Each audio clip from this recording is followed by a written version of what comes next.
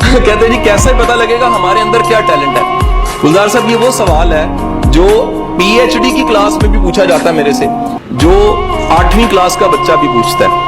اس کے میری سب سے زیادہ جو وائرل ہونے والی پہلی ویڈیو تھی جو ایک دم 13-14 لاکھ پہ چلی گئی، وہ یہی ویڈیو تھی، یونٹی میں ریکارڈ ہوئی تھی، آئی بی والوں نے کروایا تھا، ڈاکٹر علی ساجد نے سیشن۔ یہی سوال تھا، قدرت نے اسی سے شاید عزت دینی تھی، اسی لیے اس سوال کا جواب دہرائے دیتا ہوں کہ اس سوال نے مجھے رسپیکٹ دی تھی۔ سوال یہ ہے کہ ہمیں کیسے پتا لگتا ہے کس کام کے لیے ہم بنے ہیں؟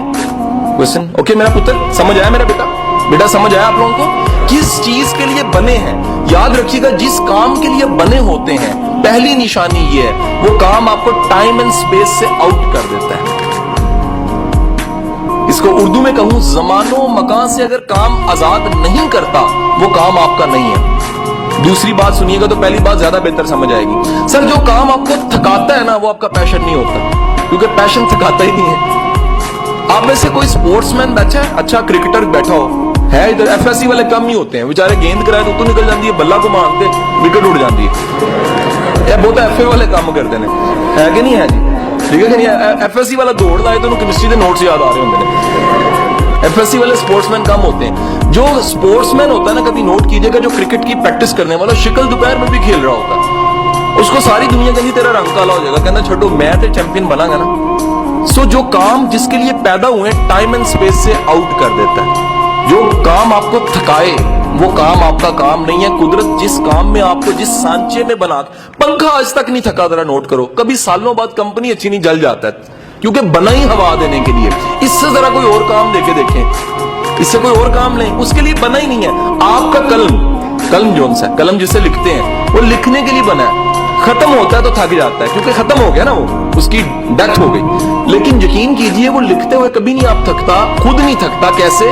کیونکہ اسے بنایا ہی لکھنے کے لیے گیا ہے۔ چھری کا کام کاٹنا ہے، آپ اس سے کوئی اور کام لے لیں وہ خوش ہو کے نہیں کرے گی۔ لیکن ہمارے ملک میں تو پین سے بڑے کام لیے جاتے ہیں، نالا پانی بن جاتا ہے، اس کے بعد مسواک بن جاتا ہے، کانوں میں بھی ڈالا جا رہا ہوتا ہے، ناکوں میں بھی ڈالا جا رہا ہوتا ہے، اور اگر نقل لگانی ہو تو پچھلے کو بھی مارا جاتا ہے کہ مینوں دس کیا ناٹ جی، وہ بھی مہربانی کرتا ہے کہ غلط بتا دیتا ہے۔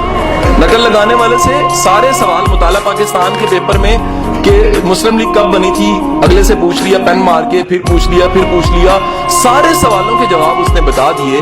آخر میں اس نے خود سوال آگے والے نے پیچھے مڑ کے کیا، اور یار یہ پاکستان کب بنا تھا، تو اسے پتا لگا وہ سارے جواب جو اس نے لکھوائے تھے وہ سارے غلط تھے، جس کو پاکستان بننے کا نہیں پتا۔ حضور والا یاد رکھیے گا، دوسری چیز ہے تھکاوٹ کا احساس نہیں ہوتا۔ سر تیسری بات یاد رکھیے گا، جس کام سے قدرت نے آپ کے ساتھ جوڑنا ہوتا ہے، قدرت نے پیدا کیا ہوتا ہے جس کام کے لیے، اس کام سے آپ کی عزت جڑ جاتی ہے، آپ اسے رسپیکٹ کمانے لگ پڑتے ہیں۔ اگر آپ کا کام، میں اساتذہ کرام کو، پروفیسروں کو پورے پنجاب کے ہیڈ ماسٹر پڑھانے کے بعد یہ بات کہتا ہوں کہ خدا کے بندوں، ٹیچنگ ایک ایسا پروفیشن ہے جس میں ذات کا چوڑا بھی آ جائے تو عزت کما جاتا ہے۔ یہ جملہ بڑا خطرناک میں نے بولا، اسٹریٹ فارورڈ بولا ہے، ذات کا چوڑا بھی آ جائے نا ٹیچنگ میں عزت کما جاتا ہے۔ ہمارے معاشرے کا المیہ یہ ہے کہ ہمارا ٹیچر عزت نہیں کما سکتا۔ وجہ کیا ہے؟ نہ وہ استاد والا کردار ہوتا ہے اور نہ استاد والا مزاج ہوتا ہے۔ تو حضور والا یاد رکھیے گا، جس کام سے قدرت نے آپ کو جس کام کے لیے پیدا کیا ہوتا ہے اس کام سے آپ کی رسپیکٹ جڑ جاتی ہے۔ چوتھی چیز یاد رکھیے گا، سر جس کام کے لیے پیدا ہوئے ہوتے ہیں اس میں معاوضے سے بھی آزاد ہو جاتے ہیں۔ آپ کہتے ہیں معاوضہ تو آ ہی جانا ہے، معاوضہ تو مل ہی جانا ہے، یہ معاوضہ چھوٹی چیز ہے، اس سے بڑی چیز یہ ہے میں وہ کام کر رہا ہوں جو مجھے پسند ہے۔ مائیکل اینجلو کو جانتے ہیں؟ کون تھا؟ وہ ہے نا کہ میرا رشتہ دار تھا۔ پیچسن میں کلاس ہو رہی تھی تو ایک ٹیچر نے پوچھا کہ یہ بلوچستان کا گورنر کون ہے، اس نے ہاتھ کھڑا کر دیا، کہتا میرے ماموں ہیں، اور وہ سچ بول رہا تھا کہ وہاں تو ساری جو سی ایجنٹری بیٹھی ہوتی ہے۔ تو حضور والا مائیکل اینجلو کو جانتے ہیں؟ ہم میں سے مائیکل اینجلو ایک ایسا انسان تھا جس نے بائبل کو مجسموں میں اور اپنے جو گرجائیں ان میں کنورٹ کیا، سارے پورٹرے اس کی چیزیں بنی ہوئی، پتھر کو کنورٹ کرتا تھا۔ آج آپ نے جا کے گوگل پہ مائیکل اینجلو لکھنا ہے، اس کے بنائے ہوئے مجسمے آپ کو ایسے لگیں گے اصلی ہیں۔ اور ایک واقعہ ہے، جب اسے ڈیوڈ کا مجسمہ بنایا تھا تو ڈیوڈ کا مجسمہ بنانے کے بعد اس نے دیکھا اور دیکھ کے کہا کہ بولتا کیوں نہیں ہے۔ وہ اپنے آرٹ کو دیکھ کے پاگل ہو گیا تھا اور ہتھوڑا مارا اس نے اس کے پاؤں پہ یا ہاتھ پہ اور توڑ دیا اور کہا کہ تو بولتا کیوں نہیں ہے، میں نے تجھے اتنا خوبصورت بنایا۔ مائیکل اینجلو وہ انسان تھا جو 15 دن مجسمے بناتا تھا، اور جب اپنے بوٹ اتارتا تھا تو کھال بھی پاؤں سے اتر جاتی تھی۔